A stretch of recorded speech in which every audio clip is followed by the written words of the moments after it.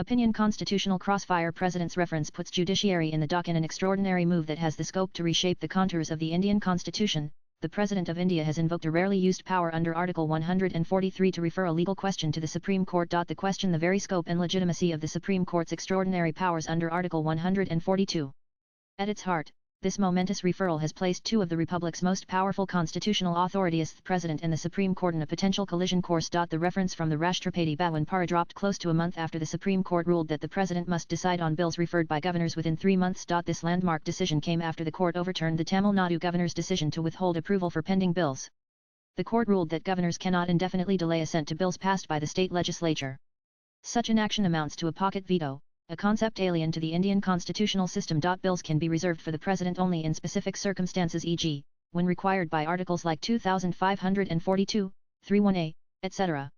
It cannot be used as a tool to block legislation falling within the state's domain, the bench, comprising Justices J.B. Purdiwala and R. Mahadevan, had said in the verdict dated April 8, 2025. President Draupadi Murmu's reference in a way challenges the alleged judicial activism of the apex court, particularly questioning the reach and limits of its power to do complete justice. Article 142 has often been described as a judicial wildcard, a provision invoked to bridge legal gaps, deliver equitable outcomes, and, at times, sidestep the legislature. The invocation of the advisory jurisdiction by the President of India appears to seek clarity on the scope and extent of the extraordinary jurisdiction of the apex court. However, the said reference, if looked at from a wider lens, appears to be much more than unusual, since an extraordinary constitutional power is being used to challenge another, i.e. Article 143, which empowers the President to seek the advisory opinion of the Supreme Court on questions of public importance, but is a rarely used tool. Nanan, the last time this jurisdiction was invoked was in 2016, when then President Pranab Mukherjee sought the court's opinion on whether the government could bypass the Rajya Sabha to enact the Goods and Services Tax (GST) by treating it as a money bill. On April 12, 2012, the then President Pratibha M. Patil used it in connection with the 2G spectrum allocation, asking 8 questions.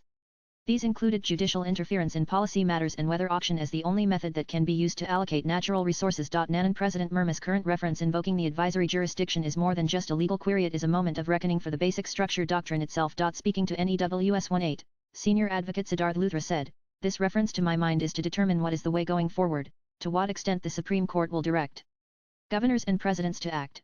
To what extent will they determine and sit over jurisdictions of governors and presidents?" Senior Advocate Sanjay Hedge, meanwhile, said, "Reference is not a review. Presidential reference is a question to court in its advisory jurisdiction. Supreme Court had clarified its advisory jurisdiction is recommendatory and not binding. Judgment of court is a verdict of court, it can be overcome only through process known to law, which is an adjudicatory process.